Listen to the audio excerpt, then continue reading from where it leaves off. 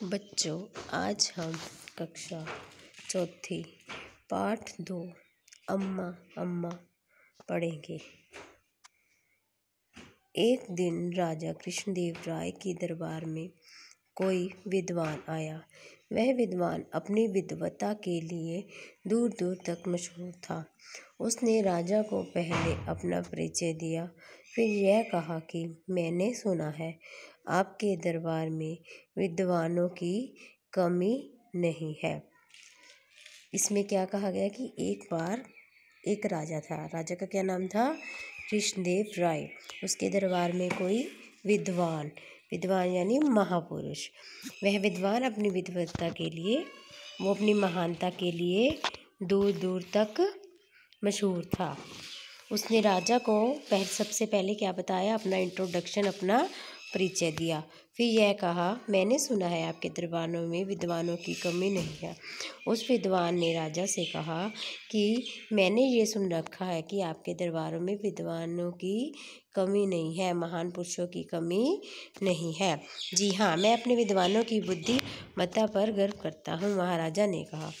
महाराज ने उस महापुरुष से, जो विद्वान जो उसके दरबार में आया था, उससे कहा कि मेरे दरबार में जितने भी विद्वान हैं, मुझे उनकी बुद्धिमत्ता, वो बहुत ज़्यादा बुद्धिमान है, मुझे उस पर गर्व है। महाराज, मैं कई भाषाओं का प्रकांड पंडित हूँ। क्या आपका कोई विद्वान मेरी मातृभाषा के बारे में बता सकता है? उस विद्वान ने महाराज से कहा कि मैं कई भाषाओं यानी कई लैंग्वेजेस का प्रकांड पंडित हूँ, मुझे कई भाषाएं आती हैं। क्या कोई आपके दरबार में ऐसा विद्वान है जो मेरी मातृभाषा के बारे में बता सकता है? इतना कहते ही उसने मराठी, तमिल, तेलुगु और कन्नड़ जैसी कई भाषाओं में अपना भाषण दिया। राजा को उसकी योग्यता पर बड़ा आश्चर्य हुआ। उन्होंने सोचा कि इसका तो कई भाषाओं पर पूर्ण अधिकार है, ऐसे में इसकी मातृभाषा के बारे में क्या कहा जा सकता है। जब उन्होंने इतना कहा ही था कि उस विद्वान ने मराठी, तमिल, तेलुगु, कन्नड़ कई भाषाओं में भाषण दिया। महाराजा यह सब देखकर बहुत ही चकित हुआ। उसने सोचा कि इस महान पुरुष को तो कई भाषाएं आती हैं और इसकी मातृभाषा के बारे में हम क्या कह सकते हैं? बताइए महाराज, मेरी मातृभाषा क्या है? उस विद्वान ने राजा से कहा। दरबार में कुछ देर तक खामोशी छाई रही। राजा ने अपने एक विद्वान तेनालीराम की ओर देखा। तेनालीराम ने विनयपूर्वक राजा से कहा, महाराज, दरबार में आए विद्वान अतिथि की सेवा करने का मुझे एक मौका प्रदान करें और उन्हें अतिथि गृह में ठहराने की अनुमति दें। उस विद्वान ने महाराज से कहा कि आप बताइए कि मेरी मातृभाषा क्या है, इसके बारे में आप क्या जानते हैं? ये सब सुनकर दरबार में सभी खामोश हो गए। राजा ने अपने एक विद्वान तेनालीराम की ओर देखा और तेनालीराम ने विनयपूर्वक यानी विनम्रता से महाराज से कहा कि आप हमारे दरबार में आए इस विद्वान अतिथि की सेवा करने का हमें मौका दें और इन्हें अतिथि गृह में ठहराने की अनुमति दें। तेनालीराम के कथन अनुसार राजा ने वैसा ही किया। विद्वान को अतिथि गृह में ठहराया गया। तेनालीराम उनकी सेवा में जुट गया। तेनालीराम उस विद्वान को अतिथि गृह में ले गया और उनकी सेवा में जुट गया।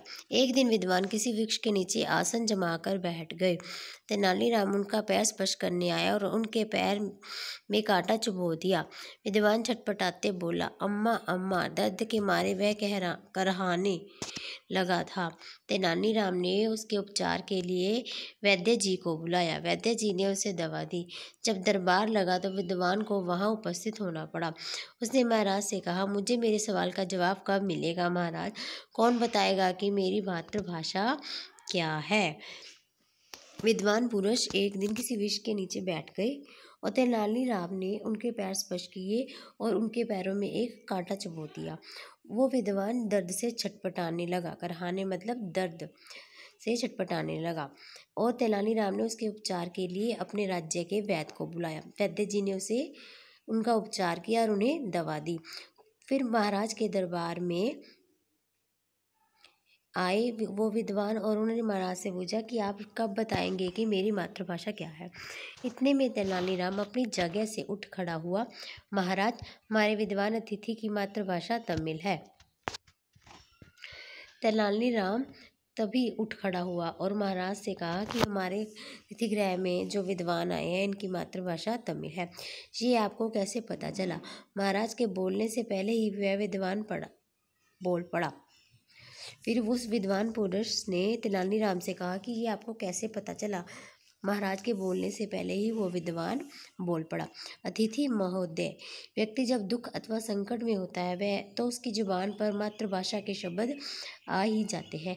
जैसे कल मैंने जब आपके पैर में कांटा चुभोया तो दर्द से कराहते हुए आपने अम्मा अम्मा कहा।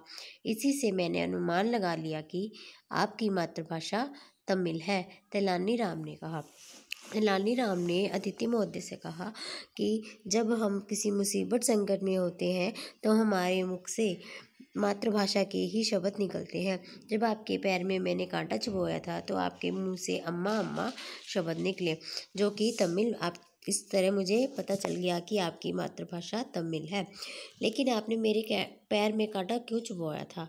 यही जानने के लिए मुझे माफ़ कर देना अतिथि महोदय।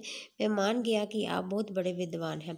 इतना के कहने के बाद अतिथि ने राजा से कहा, महाराज, तेनालीराम ने मेरे प्रश्न का सही जवाब दिया है। मैं उनके जवाब से संतुष्ट हूँ। तो विद्वान ने तेनालीराम से कहा कि आपने मेरे पैर में कांटा क्यों चुभोया था? तो तेनालीराम ने कहा, आपकी मातृभाषा जानने के लिए ही मैंने आपके पैर में कांटा चुभोया था। इस गलती के लिए आप मुझे क्षमा कर दीजिए। अब मुझे पता चल गया है कि आप बहुत बड़े विद्वान हैं। इतना कहने से ही अतिथि ने राजा से कहा, तेनालीराम ने मेरे सभी प्रश्नों का उत्तर दिया है। मैं आपके जवाब से संतुष्ट हूँ। यह सुनते ही महाराज की खुशी का कोई ठिकाना नहीं रहा। उन्होंने पुरस्कार स्वरूप तेनालीराम को अपने गले का हार भेंट किया। दरबार में उपस्थित सभी लोग तेनालीराम के बुद्धित्त चातुर्य की प्रशंसा करने लगे। इतना सुनते ही महाराज की खुशी का ठिकाना नहीं रहा। उन्होंने पुरस्कार इनाम के स्वरूप में तेनालीराम को अपने गले का हार ही उतार कर उसको भेंट स्वरूप दे दिया। दरबार में सभी लोग तेनालीराम की बुद्धिमत्ता की प्रशंसा करने लगे। बच्चों, अब हम इस पाठ के अभ्यास में आए सभी चीज़ों को अपनी हिंदी की नोटबुक में करेंगे।